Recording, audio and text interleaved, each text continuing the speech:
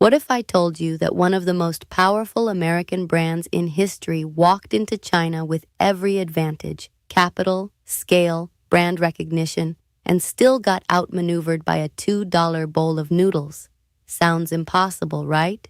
But that's exactly what happened. And here's the uncomfortable truth. This wasn't just about food, it was about misunderstanding how China actually works. Most people think globalization is simple. Big Western brands expand, local players either copy them or disappear. That's the script we were taught. But here's what mainstream analysis gets wrong. China doesn't play by that script. It rewrites it. When McDonald's entered China in 1990, it represented modernity. By 2012, it had over 1,400 stores across the country. The assumption? Rising incomes would naturally push Chinese consumers toward Western fast food. Burgers would replace noodles, fries would replace rice. It felt inevitable. But let me show you the numbers that matter. In 2023, China's fast food market was worth approximately 1.45 trillion yuan. That's not a rounded guess. That's 1.45 trillion. Yet Western chains account for less than 20% of total outlets. Meanwhile, local brands serving bowls of noodles for 12 to 18 yuan, roughly 1.70 to $2.50, dominate foot traffic in Tier 2 and Tier 3 cities. Why? Because this was never about taste alone. It was about systems. To understand the McDonald's mistake, you need to understand three forces shaping China's consumer economy. First, the price-value psychology system. Second, the speed and scale localization machine. Third, the digital ecosystem advantage. Most analysts focus on branding. That's surface level. The real game is structural, and once you see the structure, you can't unsee it. Let's start with force number one, price-value psychology. When I was in Beijing last year, I asked a university student why she chose Lanzhou noodles over a Big Mac meal. She didn't hesitate. It fills me up more, it's cheaper, and it feels like real food. That sentence contains more economic insight than most investment reports. Here's what nobody tells you. In China, value perception is mathematically different. A Big Mac combo in major Chinese cities averages around 36 to 42 yuan. A bowl of hand-pulled noodles, 15 yuan. This is 21 yuan difference, not about 20. That's a 140% price premium for the burger meal. Now think about median disposable income in urban China, approximately 49,283 yuan annually as of 2023. Break that down monthly and you're looking at about 4,106 yuan. For a student or migrant worker earning less, price sensitivity isn't abstract, it's daily reality. This is the price paradox. The brand that symbolized aspiration became the symbol of unnecessary spending. And here's what makes people uncomfortable. Rising income doesn't automatically mean westernization. That's the flawed assumption. Chinese consumers didn't reject McDonald's because they couldn't afford it. Many could. They rejected it because it didn't deliver superior value relative to local alternatives. Stay with me because what comes next changes everything. The $2 noodle shop isn't just competing on price. It's competing on cultural familiarity, portion density, and meal frequency logic. In China, hot, freshly prepared meals multiple times a day are normal. Cold sandwiches and burgers still seen by many as occasional food. If you want to understand China's consumption engine, just look at lunchtime queues in Chengdu or Wuhan. I talked to a franchise operator in Shenzhen who told me off the record that his noodle shop serves over 900 bowls per day from a single 80 square meter location. 900. That's throughput economics. Meanwhile, a Western fast food outlet carries higher rent, imported supply chain standards, and standardized menu constraints. The very systems that made McDonald's unbeatable in the United States became friction points in China. The weapon that was supposed to create strength, global standardization, became the weakness. This connects to something even bigger, and I'll show you in a minute. Because price-value psychology is only the first layer. The second force is far more strategic. and it explains why local Chinese brands scale faster, adapt faster, and outmaneuver global giants before they even realize what's happening. And that second system is where the real shift in power begins. So here's the second force at work, and this one operates completely differently. If price-value psychology explains why consumers choose $2 noodles over a Big Mac, the speed and scale localization machine explains how Chinese brands expand so aggressively that foreign competitors can't keep up. And here's the question you should be asking. How did local noodle chains scale so fast without the global capital advantages of giants like McDonald's? Most people think Western companies are masters of operational efficiency, but here's what's really happening. China built a domestic expansion model that's faster, leaner, and culturally adaptive in ways most global executives still don't fully understand. Let me show you what this actually means. Between 2016 and 2023, one major Chinese fast casual noodle chain expanded from under 200 stores to over 2,200 locations nationwide. That's not about 1,000. That's growth at a pace of roughly one new store every 48 hours during peak expansion phases. Meanwhile, many Western chains were closing underperforming locations in Tier 3 cities. This is the part that should surprise you. Localization in China isn't cosmetic, it's structural.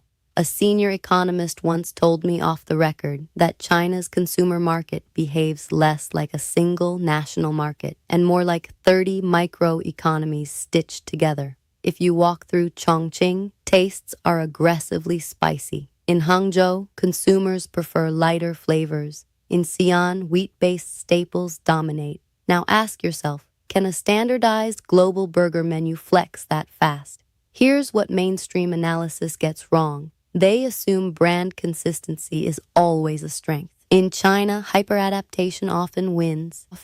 When I talked to factory workers in Shenzhen, several told me they rotate between 3 different local fast casual spots during the week, not because of brand loyalty, but because menus change frequently. Seasonal broths, regional toppings, limited time price bundles tied to local festivals. This isn't random experimentation. It's a system. Here's what matters. Chinese food chains design their supply networks around domestic agricultural clusters. Shorter logistics loops mean lower transport costs and fresher perception. That keeps the average bowl at 15 yuan instead of creeping toward 25. Now compare that with the cost structure of an international franchise model. Higher franchise fees, global compliance standards, centralized procurement. These add resilience, yes, but they also add cost rigidity. This is the localization paradox.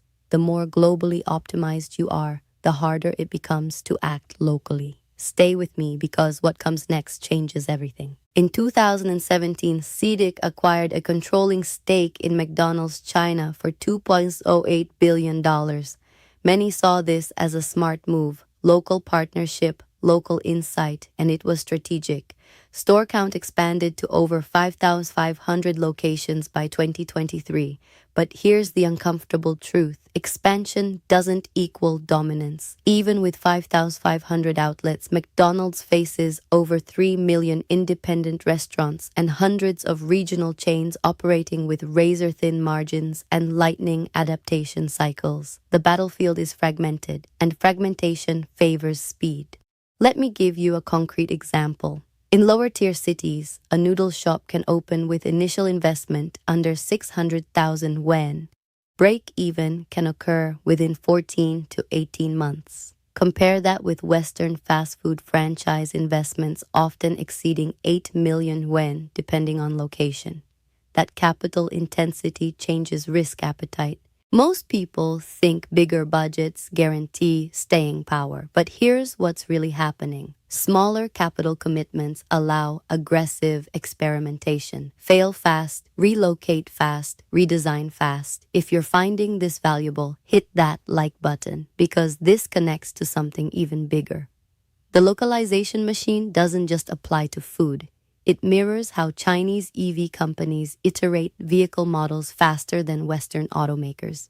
It mirrors how tech platforms roll out updates weekly instead of quarterly. The same systemic DNA is at work. And that leads us directly into force number 3, the one most Western analysts completely underestimate. Because even if price psychology and localization explain the surface level competition, there's a deeper infrastructure layer shaping consumer behavior in China. A digital layer that rewires how food is discovered, ordered, paid for, and promoted. And once you see that ecosystem advantage, you start to realize the $2 noodles didn't just beat the Big Mac in-store. They beat it in the algorithm. Let me show you how that system works. So let's talk about the third force, the digital ecosystem advantage. If you really want to understand how $2 noodles beat the Big Mac in China, you can't just look at storefronts. You have to look at smartphones.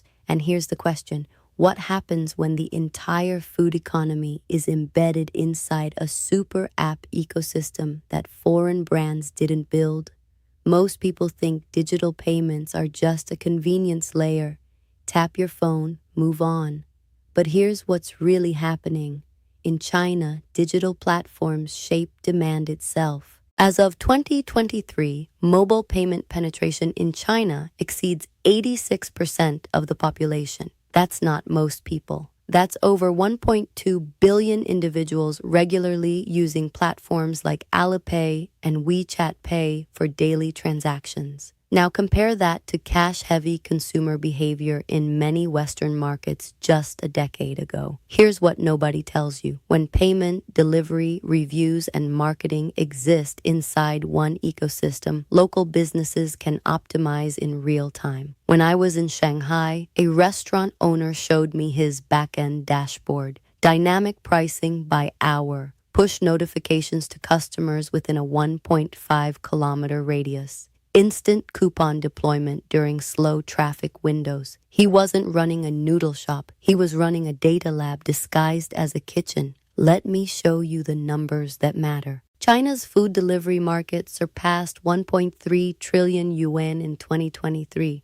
Platforms like Meituan process tens of millions of orders daily. A small noodle shop can plug into this system with minimal upfront marketing spend. Ratings drive visibility, discounts drive traffic, algorithms reward responsiveness. Now ask yourself, who adapts faster inside that environment? A local operator adjusting broth prices by 1 yuan based on ingredient costs, or a multinational chain adjusting national campaigns quarterly? This is the digital speed paradox. The more layers of approval you have, the slower you move. And in China's digital ecosystem, speed is oxygen. Here's what mainstream commentary gets wrong. They treat digital integration as optional strategy. In China, it's infrastructure, and infrastructure advantages compound. A senior tech executive once told me that foreign brands entering China often underestimate how deeply integrated daily life is inside super apps. Loyalty programs aren't separate, they're embedded. Reviews aren't independent, they influence search ranking instantly. Flash sales aren't occasional, they're expected. This is the part that should terrify established global players, because local chains don't just compete on price and taste, they compete on algorithmic visibility. Here's the uncomfortable truth. Brand prestige matters less in a feed dominated by discount notifications and 5-star reviews. A $2 noodle bowl with 4.9 stars from 12,147 reviewers looks more compelling on a screen than a global brand charging double with 4.5 stars. This is 4.9 versus 4.5. That 0.4 difference drives measurable traffic shifts. And when millions of consumers make decisions based on those microsignals, market share moves quietly but decisively. If you want to understand China's consumer battlefield, just look at delivery heat maps at 12:15 p.m. Red clusters show hyper-local dominance. Global brands don't own those clusters by default. When I spoke to a logistics manager in Guangzhou, he told me some noodle outlets fulfill over 60% of their daily orders through delivery platforms. 60%. That means storefront visibility is secondary. Digital discoverability is primary. The weapon that once defined Western expansion, physical real estate dominance, became less decisive in a mobile-first society. And this connects to something even bigger, because when you combine price-value psychology, the localization machine, and the digital ecosystem advantage, you don't just get noodle shops beating burgers, you get a structural shift in competitive gravity. Most people think the story is about McDonald's losing cultural appeal. But here's what's really happening. China built an environment where domestic operators thrive structurally. Stay with me because what comes next changes the entire narrative. In the final part, I'm going to pull these three forces together into a framework you can use to understand not just fast food, but electric vehicles, tech platforms, and even geopolitical power shifts. And once you see that pattern, you'll realize the McDonald's mistake was never about burgers at all. So let me pull this together. The McDonald's mistake was never about taste. It wasn't even about branding. It was about misunderstanding how three interlocking systems operate inside China's economy: price-value psychology, the speed and scale localization machine, and the digital ecosystem advantage. And when you combine them, you get what I call the domestic gravity framework. Here's what matters. Gravity doesn't fight you loudly. It pulls you quietly. And in China, domestic systems create a gravitational pull that favors local operators over global giants. Let's walk through it clearly. First, price-value psychology. A 15 yuan bowl of noodles versus a 39 yuan burger combo. This is 24 yuan difference, not around 20. For a consumer earning 4,106 yuan monthly, that gap compounds across 20 meals per month. That's nearly 480 yen saved. Over a year, that's 5,660 yuan, more than a full month of disposable income for many urban workers. Most people think rising GDP automatically shifts preferences upward. But here's what's really happening. Consumers optimize. They don't westernize blindly. They calculate subconsciously. Second, the localization machine. While global brands operate with standardized menus and layered decision-making, local chains pivot weekly. Regional flavors, festival discounts, micro-location strategies. This isn't chaos. It's structured flexibility. When CITIC partnered with McDonald's China, store expansion accelerated. But expansion inside a gravitational field doesn't change the field itself. Over 5,500 outlets sounds massive, and it is. Yet against millions of hyper-local competitors, dominance fragments. Third, the digital ecosystem. Platforms like Meituan and payment systems tied to Alipay reshape consumer discovery. Visibility isn't determined by real estate frontage. It's determined by ratings, response times, coupon frequency, and algorithmic positioning. The weapon that built Western fast food empires, physical footprint scale, became less decisive in a smartphone-first society. Here's what makes people uncomfortable. We like to frame global competition as brand versus brand. But in China, it's system versus system, and domestic systems were designed for domestic density. If you want to understand this at a deeper level, just look beyond food. Chinese EV makers iterate models faster than many Western automakers. Domestic tech platforms integrate services tighter than Silicon Valley counterparts. The pattern repeats. The same structural DNA appears again and again. This connects to something even bigger. Because once you recognize the domestic gravity framework, you can start thinking about the future in scenarios instead of headlines. Scenario 1, convergence. Global brands adapt fully, localize aggressively, integrate digitally, and compete effectively inside the system. That's possible, but it requires surrendering some centralized control. Scenario 2, coexistence. Western brands remain premium or niche symbols, occasional treats, not daily staples. Profitable, but not dominant. Scenario 3, structural displacement.